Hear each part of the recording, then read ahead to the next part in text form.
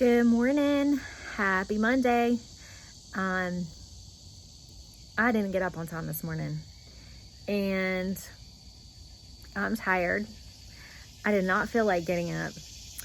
And because I didn't get up on time, I didn't have time to do the full walk that I wanted to do before my kids' dad came to pick them up. So I'm a little frustrated, but I'm going to regroup and get back on track tomorrow. I did get 1.5 miles in. It's not like I didn't get, a fair amount in, but it wasn't quite as much as I wanted to do. I can still feel a little bit of a twinge in my knee, but it is okay. It's not terrible. Thankful for that. I almost feel like it's almost like an arthritis kind of thing because it gets better as I walk. So I don't feel like I need to go to the doctor at this point, because the more that I'm moving it, the better it feels. So we'll see how that goes as we go along. Also, I said last night in my video that I was going to show you what I've been putting in my shoe. So I told you before that I have a bunion that is, I think it's partly hereditary, partly because of where I broke my foot and sprained some foot joints. Maybe at some point I'll get brave and show you my actual foot, but I don't even know if anybody wants to see that. So on the bunion part, I'm using these, and it's working just as well as probably any other thing that's made specifically for that would probably be pricier. So these are just standard CVS Band-Aids, and that's helping a lot. And I feel like that would work anywhere that I'm having my shoe rubbing a little bit, because it rubbed a pretty bad blister on it last week. But the blister is better now, but I'm keeping it covered just because I feel like I need that padding there.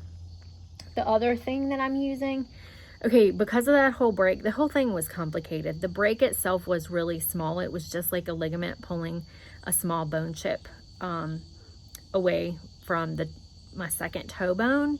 But they didn't detect it on the x-ray the first time, so that was the problem. And then I spent all summer that year walking on a painful foot, and then finally at the end of the summer went to a podiatrist, put me in a boot, wore the boot for 6 weeks. It felt better, but I still have pain off and on. But the pain that I have right now is on the ball of the foot, where that metatarsal joint from your toe joins your actual foot. And a lot of people have pain there for different reasons. I mean, it can just be the way that your feet are made or the type of shoe that you're wearing.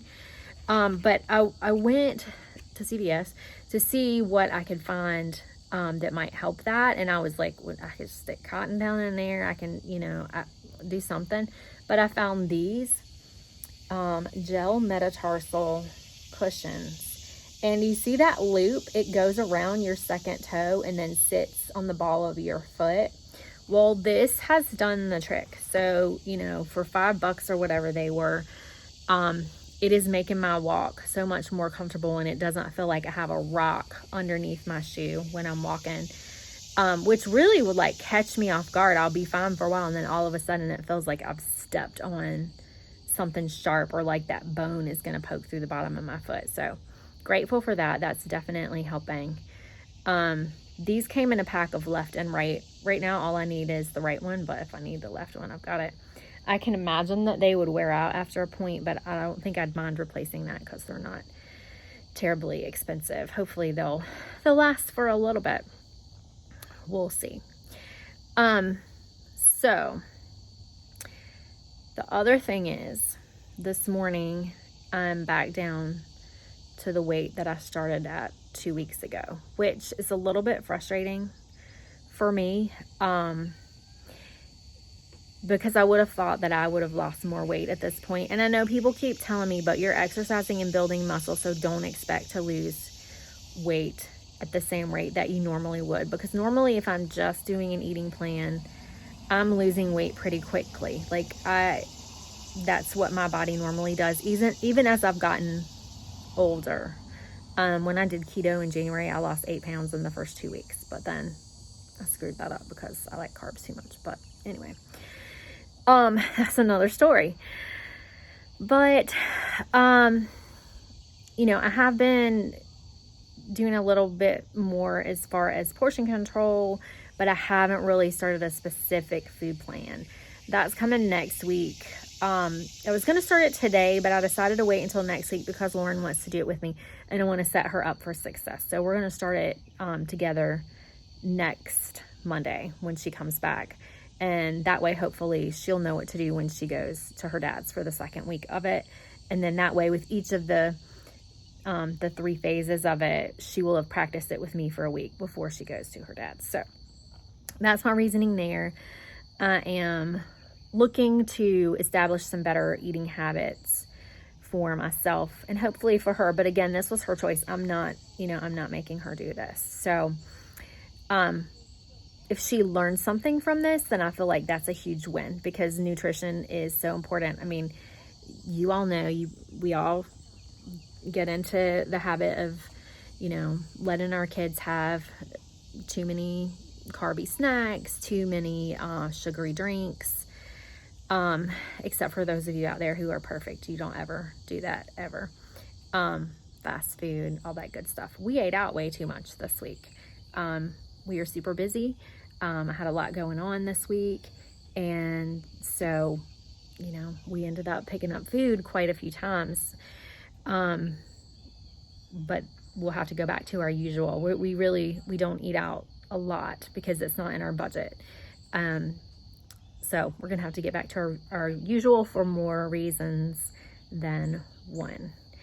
I'm gonna be working on getting to bed earlier this week so that I can get up and exercise and have a shower and be ready before tutoring students get here this week. I know that my routine is about to change, but I don't exactly know how my routine is about to change. You know, a couple weeks from now, teachers will report back for school. And we don't know yet if that's gonna, you know, be part-time in the classroom and part-time remote learning, or if it's going to be 100% remote learning. What we do know is it's not going to be 100% in the classroom. So things are going to look different. My schedule is going to look different. I don't know if I'm going to be working from home or if I'm going to be working from school with kids or working from school and still doing remote. So, you know, these are things that come into play when you are planning your work day, planning, you know, your schedule for your kids, planning your schedule for yourself when you're trying to build healthy habits. But, you know, right now that's out of our control. And it's just something that we're going to have to wait and see and understand that in a season like this, things are going to change maybe by the day. And that's difficult. It's difficult for everyone, especially if you're a planner. I'm a planner. A lot of people out there are planners. A lot of people out there just like to have the control of knowing. Evan told me the other day that he's a planner, and I thought that it was really cute that he could identify that in himself. And the way that he realized it is that he always wants to know what we're having for lunch and what we're having for dinner. And he'll ask me, you know, several hours before or in the morning, and you know, he recognizes that in himself, and we're all different. You know, there's the type A and the type B personalities, those of us who are organized and plan and are leaders and need to be in charge. And then those of us, I'm including myself in that, I am a type A personality, maybe a recovering type A personality, because I don't know. I think I've just figured out my priorities in the last few years and am not quite so worried about what's coming next. And then there's the type B, go with the flow, who, you know, they're like, yeah, we're gonna just handle whatever comes our way. So, you know, if I could give you a little advice this morning, think about someone that you know who's more of a type B and see if you can adopt some of their attitude, at least for a short period of time, even if that's not who you are. See if you can try out a few of their tactics, because right now in this time, it's not a time to believe that you are going to be in control as far as scheduling and school and where we can go and wearing masks or not wearing masks, because we're just not. And it's okay, because God is. And he knew all this was going to happen. He knew it long before we were even born. And he has a way of working these things out. And yes, school is important. Yes, work is important. Yes, your children are important. And kids who, can't be at school in person, there are many of them out there who aren't getting what they need because they're not there. But I guarantee you, and you know this because you've seen it, there are people in our community, including a lot of amazing teachers that I know, teachers, counselors, administrators, who are going to make sure that those kids get as much of what they need as we can possibly get to them. So, there's a way, guys. It's not going to look the same. It's not going to feel the same. But there's a way. And we'll figure this out. And there will be new routines. And it's going to be different, but it's not going to be the same. And the sooner we all accept that, the more easier we're all going to breathe. I know many people are out there trying to gather information, trying to understand what the options are. They want to know what things are going to look like before they decide on sending their children back to school. Get that information. Ask for that information. Make your decision based on what you believe your family needs. That is your absolute right. But take a moment to understand that what you plan today still might not happen next week, still might not happen a month from now, because this is out of our control, and that's okay. So, and the other thing that just keeps coming to mind this morning kind of goes along with that. And, there's a saying that is, let go and let God. I've had a hard time with that in the past, with letting go of things that I wanted to control, or things that I wanted to happen that, I wasn't sure if they were going to happen. It's hard. It's difficult to just kind of let go and let God handle it. But something that kind of couples with that, I think, is another saying that is, pray like it depends on God, but work like it depends on you. And that saying I learned from a book called The Circle Maker by Mark Batterson. Fantastic book if you want to learn more about how to pray for yourself, for your family, for other people. If you just want to become a stronger prayer warrior, that's an amazing book to read.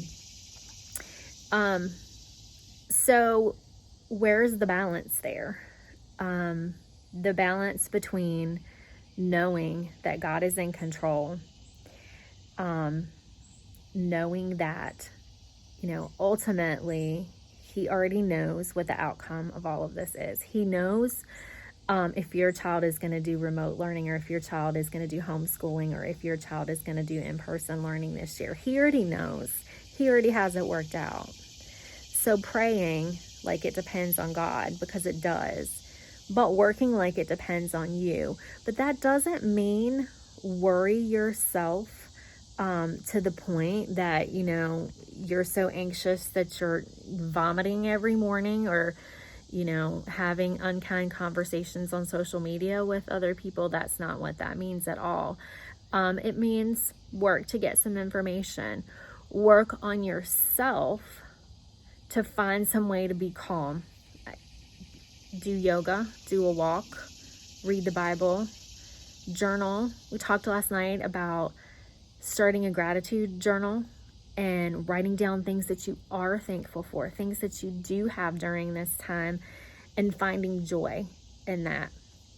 So just some thoughts this morning, thinking about how, it's hard. And it's hard, especially as a parent, not knowing how to provide the best thing for your child. Guess what? None of us can provide what's best for our kids right now, because the best thing for our kids right now is for there to not be a pandemic and for us to all start in-person school in a few weeks. It's not happening. So we've got to figure out a way to come to terms with the fact that there's going to be a new normal, that we don't know what it is yet. We don't know how to deal with it yet, but that we're all going to learn together. So take a deep breath. Find something that's going to help de-stress you. Talk calmly to other people. And remember, you're selling it with your kids when you do make your decision. You might want to remind them too that your decision might not stay the same. It might change. That right now, we're in a season of constant change, and that we've got to learn to roll with it, and that we can do this. Imagine what more adaptable people we are raising when we're teaching them and modeling for them that we can accept change and we can adjust and adapt as it comes. You've got this. You can do this. But make sure you're taking care of you. We talked about this the other day too. Put that oxygen mask on first. Take care of yourself so that you can take care of your kids and other people around you. All right, that's all I got today. Have a great Monday. Looking forward to walking more than 2 miles tomorrow. That's the goal. All right, have a good one.